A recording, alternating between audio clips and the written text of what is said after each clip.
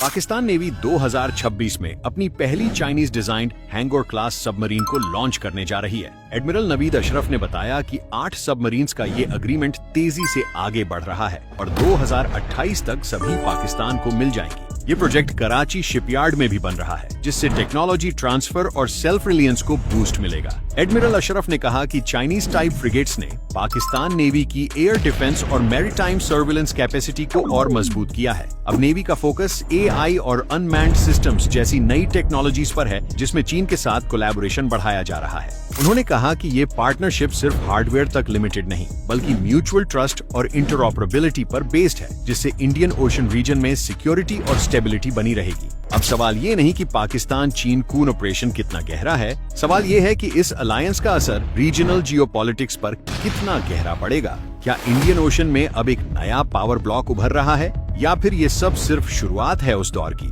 जब पाकिस्तान और चीन मिलकर मैरीटाइम डोमिनेंस की नई कहानी लिखेंगे।